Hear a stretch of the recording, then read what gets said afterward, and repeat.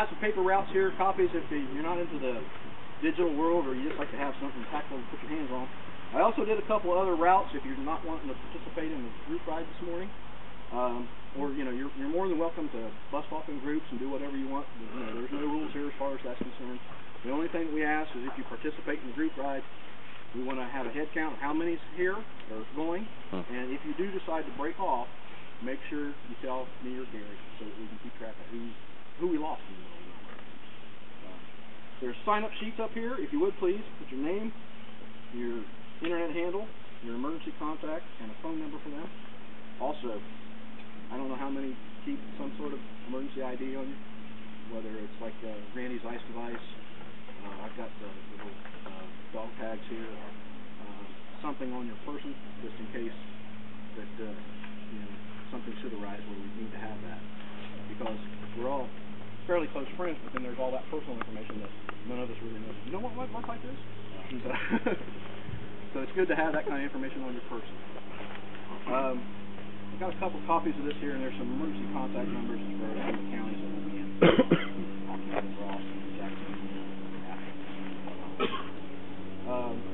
Who all here has not done drop and sweep? Show of hands. What? What is drop and sweep? Just raise your hand. If you don't know what it is, you probably haven't done it yet. You've never heard of it. We've got about 6 of us here. That's right. That's great. It's becoming much more popular as a style of doing a group ride. Okay? And I'll go over. There's enough of us here that it should go extremely smooth. With the drop and sweep, we have a point rider, that's going to be me, and we have tail gunner, and that's going to be Gary. Sweep rider. Okay? Those 2 positions do not change. The rest of you are what we lovingly refer to as breadcrumbs. As we travel on our route, we come to a decision point, say it's a T intersection. We're going to turn right. The first person behind me, I got to do Uncle Phil's thing. I'm going to flick my finger like I got a booger on me. Oh, yeah. Get my booger off my finger. Thanks for that. I want you to stop right there. So, as you're being a breadcrumb, number one thing to think of is safety. Don't be toast. Sometimes I'm stupid and I point to a bad spot. Don't stop there just because I pointed there. You know, if you think, well, that was stupid, why did you put me there? The number 2 thing about being that breadcrumb is making sure that everybody that's coming up behind you knows which direction we're going. Okay? You stay there until the sweep bike catches up. And as Gary's approaching you, he's going to flash his lights, honk his horn, wave, throw things at you. You never know. So he's going to be, trying to get your attention, and then you pull in front of him. Okay? So again, the lead position never changes, the sweep position never changes, but all you folks in the middle are pretty much free to do what you want to do. Passing in the group. We have no problem with passing in the group as long as you use your kidneys. No, wait a minute. Whatever this gray matter is. Don't be doing, don't be passing on the outside. Don't pass on the inside of a turn. Don't pass on the outside of a turn. Find a straightaway. And if if someone's up behind you and they're coming up your butt, feel free to pull to one side, signal them around, whatever. Because we have quite a range of riders and abilities. The nice thing about the drop and sweep is it doesn't matter. Okay? Well, what's the other line, Uncle Phil? First thing I want you all to do, there's a wire that runs from your wrist to your ego. Cut it. You're not here to impress anybody with your riding skills. Although I'm sure some of us will be impressed, some of us might be scared. Yes. Suggestion: if you're going to pass in the group, most of us have a horn on our bike. Yeah. Use it. Yep. Signal. Yeah. Signal. Use it. Like if you come up behind someone and you want to go around them, signal.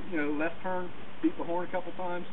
Try and make sure you have their attention before you go blowing past. Only OEM horns.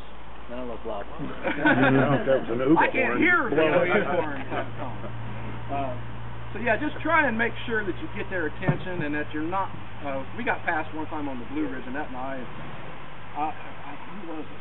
That doesn't matter. Anyway, he come flying by us. I mean, just smoked us, and I was like, "Whoa!" You know, it was over and done before I could hardly even blink. But yeah, it kind of startled us. So try and make sure that you do safe passing. Now this drop and sweep, the way it goes, if we go into a little town or something, we come to an intersection, one of you gets dropped. You take a turn and go make another left-hand turn, one of you gets dropped. You just got to try and make sure that you're in a position where everybody behind you can see.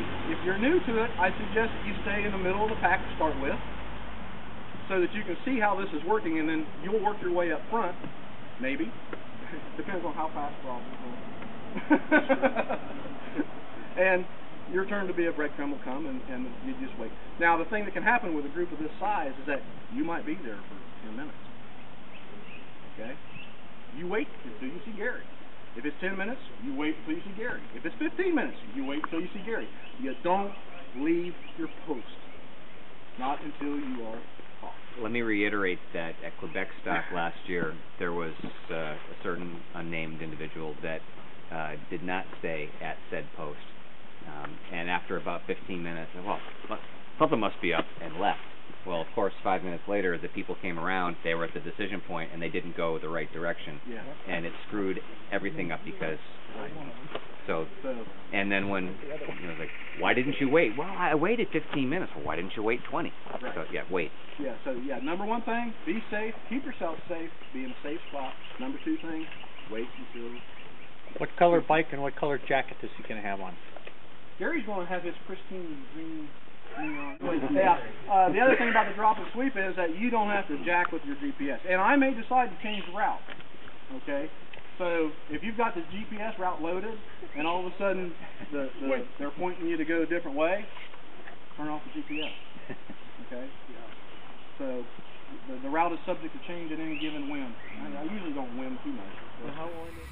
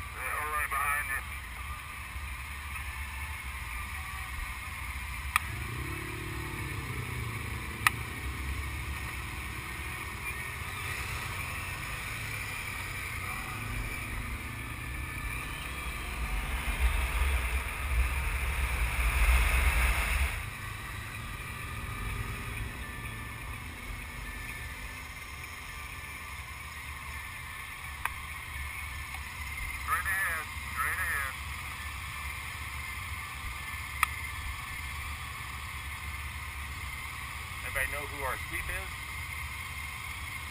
Roger.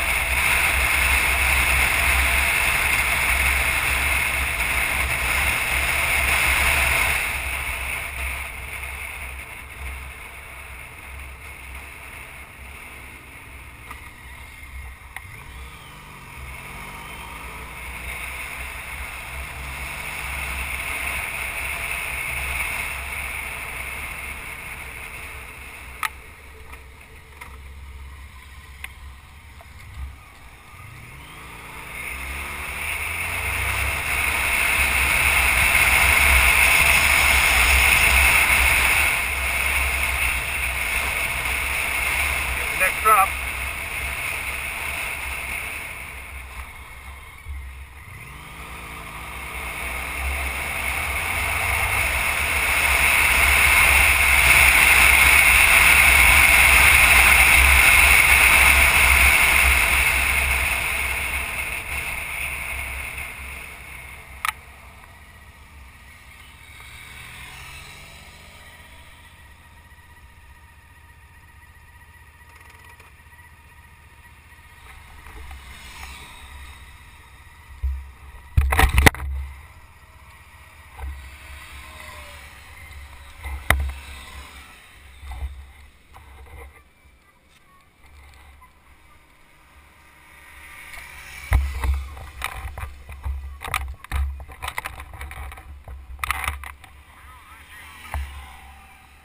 That's me.